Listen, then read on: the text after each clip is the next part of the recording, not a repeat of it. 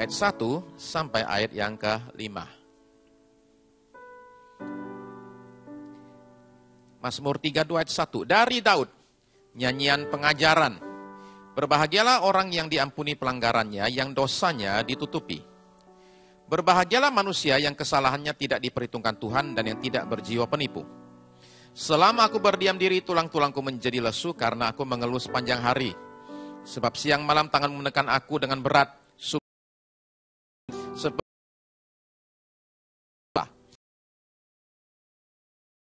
Kesalahanku tidaklah kusembunyikan. Aku berkata, aku akan mengaku kepada Tuhan pelanggaran-pelanggaranku, dan Engkau mengampuni kesalahan karena dosaku. Selah.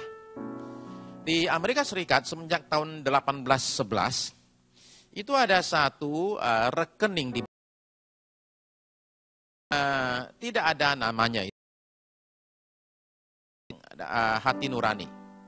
Kenapa rekening hati nurani? Rekening itu dibuka untuk orang-orang untuk mengirimkan uang kalau dia ada rasa bersalah.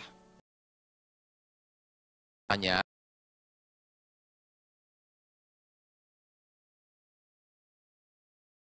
itu makanya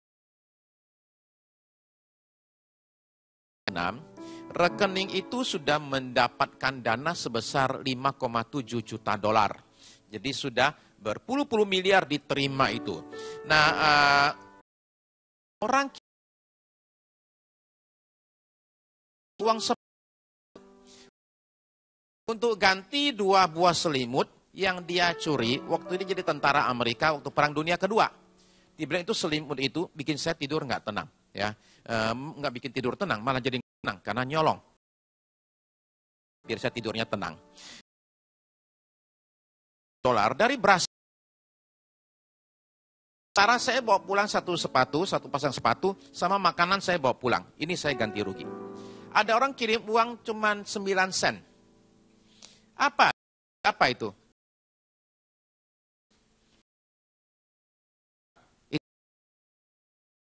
Uang ini buat bayar, ya.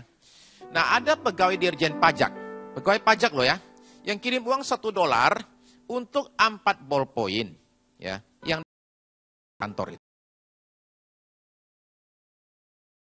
Ada orang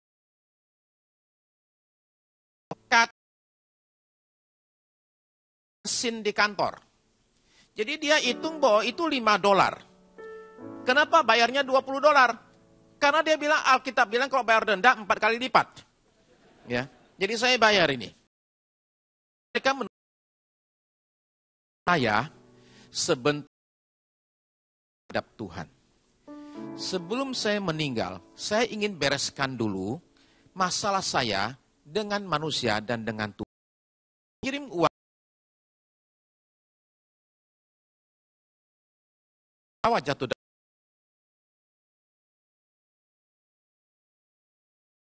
itu dikejar oleh rasa bersalah. Dia bergumul dengan rasa bersalah ini dalam kehidupannya.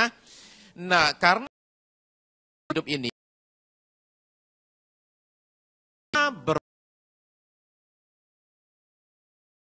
bahwa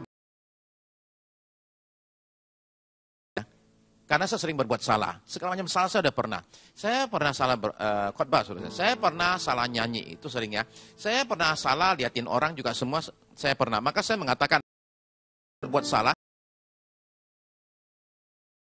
Nah, jadi bisakah saudara membayangkan suatu kehidupan tanpa rasa bersalah? Bunuh orang gak ada rasa bersalah, ya. Perkosa orang gak ada rasa bersalah. Seperti apa dunia tanpa rasa bersalah? Rasa yang karena ya mengerem kita itu. Nah, tetapi rasa bersalah juga musuh. Kenapa saya bilang dia musuh? Dia bisa menghancurkan hidup kita kalau kita tidak bisa mengatasi dia dengan baik. Namanya Friedrich Nietzsche. Jangan lihat kumisnya, saudara-saudara sekalian. Kumisnya itu kan gede banget, ya. Ini anak pendeta. Anak pendeta ini katakan Jadi dia bikin tulisan ya, God is dead. Allah sudah mati. Nietzsche, tahun 1883. Pada waktu dia tulis,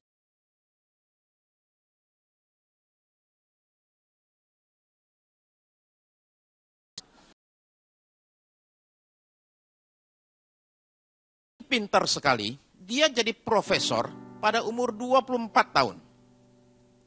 Anak pendeta. Tapi dia mengatakan Tuhan sudah mati, dia sudah nggak ada.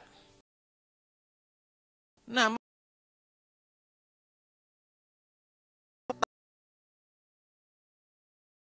jadi orang gila. Dan sepanjang kegilaannya, mamanya bilang, anak saya ini hebat loh. Kenapa? Karena dalam gilanya itu yang dia kutip terus-menerus firman tenan. Tapi sepanjang kehidupannya bergumul dengan rasa bersalah. Kenapa? Karena Tuhan sudah kita bunuh katanya. Jadi saudara menemukan bahwa rasa bersalah itu ya.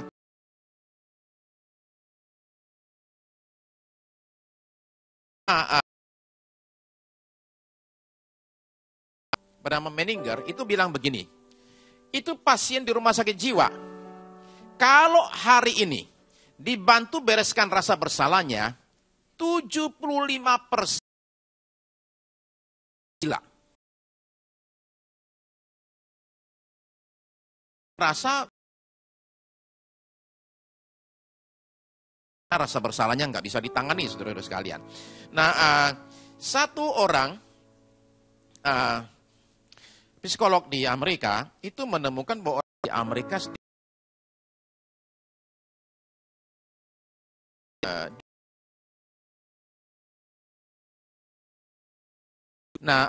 satu orang lagi itu memutuskan untuk menyelidiki kasus kecelakaan tunggal di jalan tol di kota LA.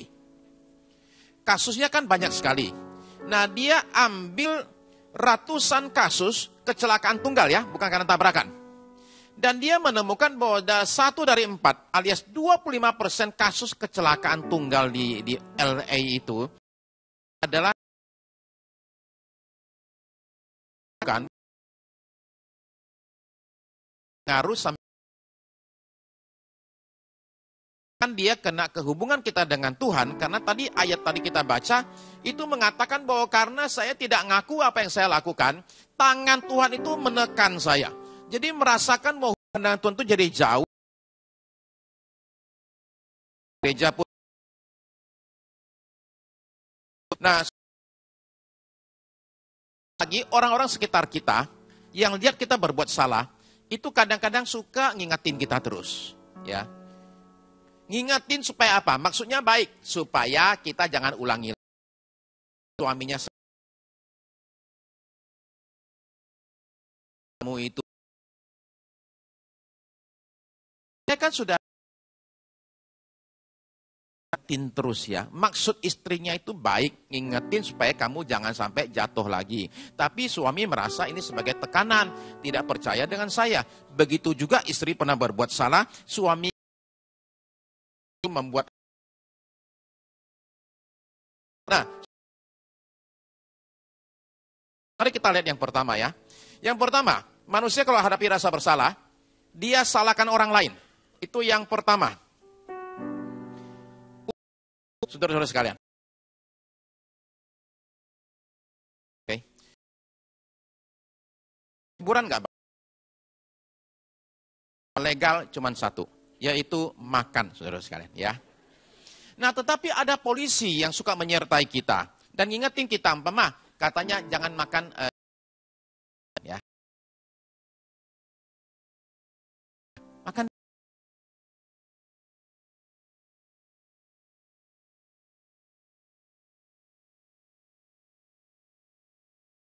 Pak Sukirno, kan ini mesti dikasih dong, ya enggak. Jadi saling nyalain, jemaat saling pendeta saling jemaat ya. Jadi dengan demikian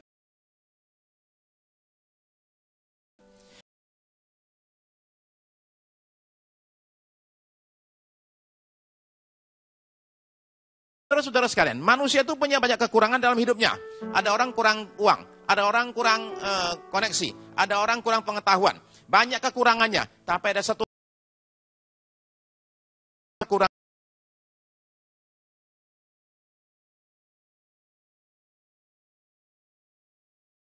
Suara dan sebagainya, semua kita jadikan ini. Kenapa? Karena ilmu ini sudah lama. Ini jurus lama sekali. Jurus dari mana? Jurus Adam dan Hawa. Perhatikan ya, Kejadian pasal 3, ayat 11-12. 3.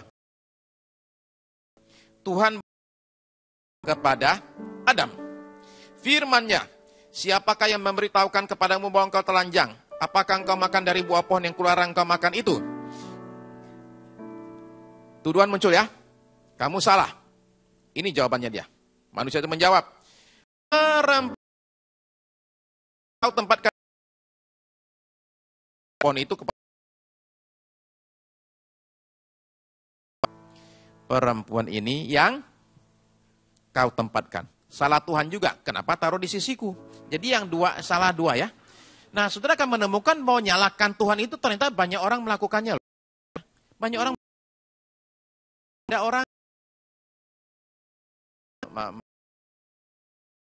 kesalahan ya. Dia terlibat dalam satu perselingkuhan ya, dan kemudian dia kemudian hamil. Waktu ditanya, ini salah siapa? Jawabannya salah Tuhan. Kok bisa salah Tuhan? Hamil apa? Jadi kok saya sampai begitu tuh ya salahnya. Jadi saudara menemukan ya bahwa manusia itu seringkali bisa menyalahkan Tuhan. Nah, Hawa kemudian ditanya. Ini jawabannya ayat 13. Kemudian berfirman Tuhan Allah kepada perempuan itu yang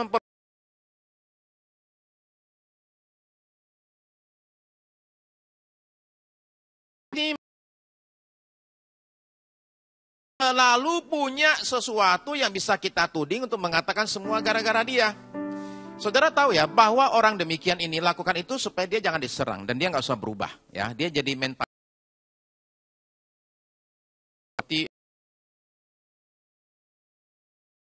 bila perusahaan ke pengadilan, dia gugat. Perusahaan apa itu? Perusahaan TV kabel. Dan dia bilang saya ini rusak hidup saya gara-gara ini TV kabel.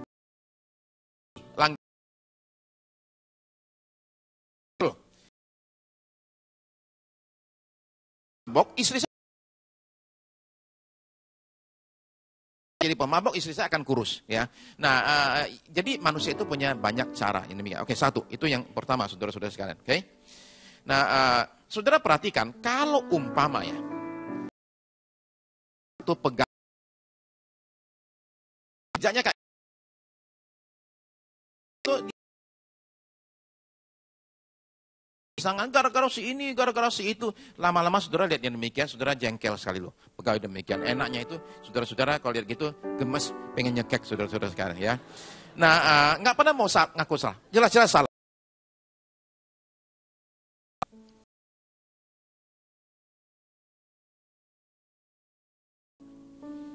Kamu makan daging babi ya? Enggak. Itu ada, kita makan daging sapi yang kakinya pendek ya.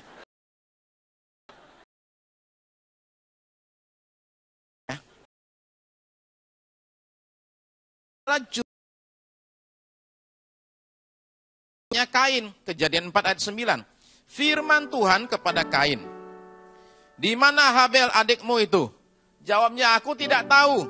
Apakah penjaga adikku? Penjaga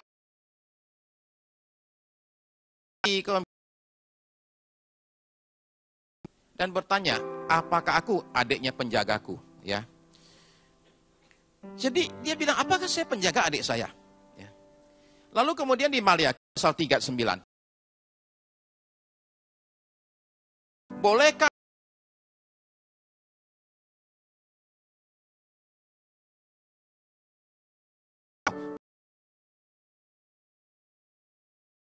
seringkali demikian. Penyangkalan membuat kita lepas dari hukuman, tapi rasa bersalahnya nggak hilang, kejar kita terus. Yang ketiga, saudara sekalian, manusia itu hadapi rasa bersalahnya atau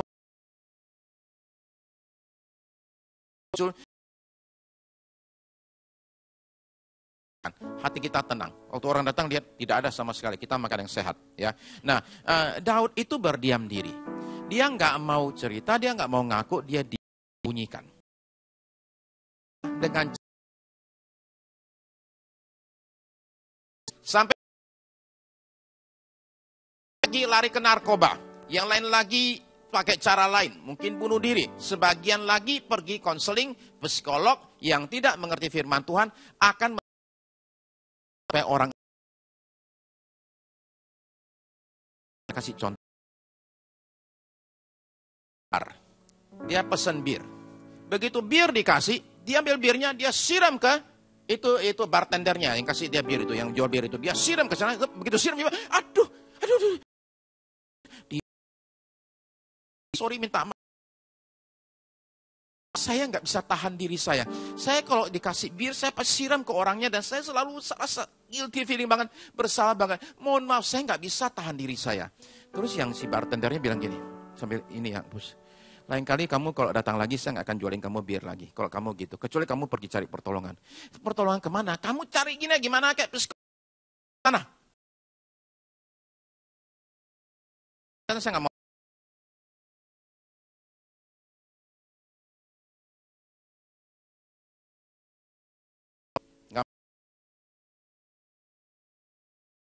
Saya udah ditolong, udah sembuh saya. Ingat nggak sih, itu kan suruh saya pergi cari pertolongan. Saya sudah sembuh, udah beres. Ya. Oh ya udah sembuh dah. Dikasih, begitu dikasih, disiram lagi.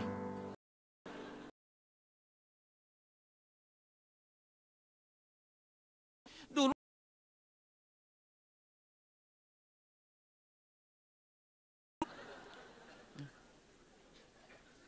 ini kisah nyata lagi ya. Oke.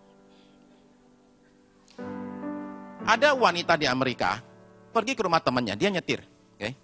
Jarak 32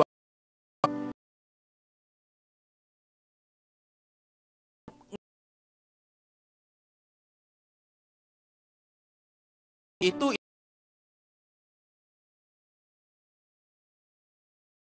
kayak gitu kan. Begitu dia baru ingat kuncinya masih di dalam. Jadi gimana tuh? Nelpon suami, sayang, sorry ya, antar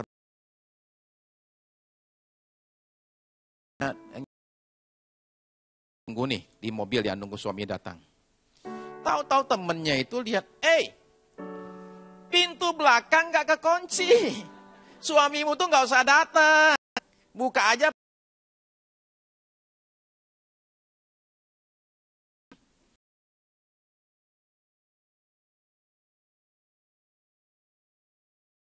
Bang, cepet, udah urusan selesai ya. Suami datang, ya memang kekunci semua itu ya. Nah, nomor 4. Lakukan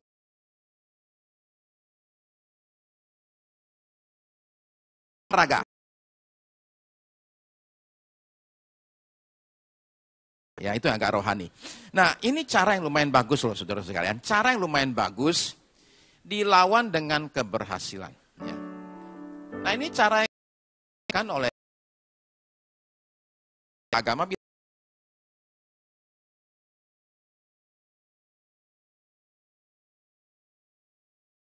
Perbuatan baik, yang jahat ditutupi dengan perbuatan baik, dia itu seperti bulan yang bebas dari awan katanya.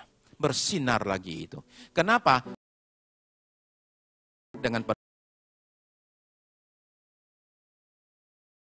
1 Samuel 15 ayat 13. Lalu lompat ke 15 dan 20 ya. 1 Samuel 15 ayat 13. Ketika Samuel sampai kepada Saul, berkatalah Saul, "Hatilah kiranya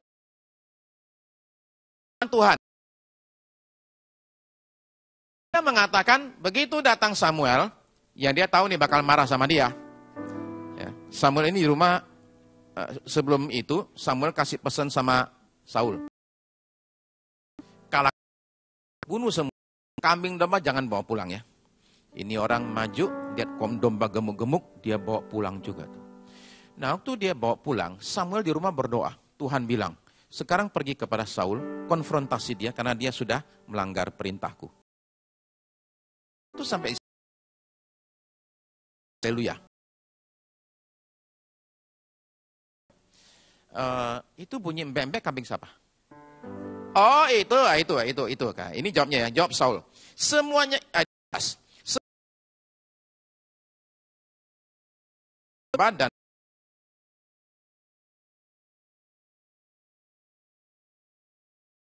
kami tumpas. Kami sudah berhasil. Tapi ya ini dibawa untuk apa? Ya untuk kemuliaan Tuhan itu ya. Tapi memang yang lain sudah kami tumpas. Apa kata Tuhan? Ayat 20. Kata Saul kepada dan mengikuti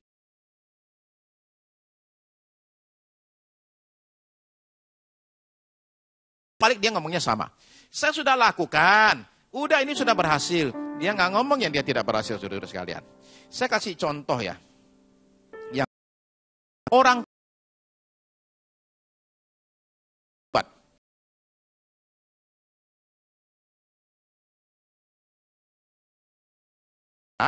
berikan apa yang dia pengen, udahlah saya kasih dia cukup uang, cukup mainan dan lain sebagainya. Yang agak berat, kalau umpama seorang suami bikin kesalahan di luar ya, dia mungkin di luar itu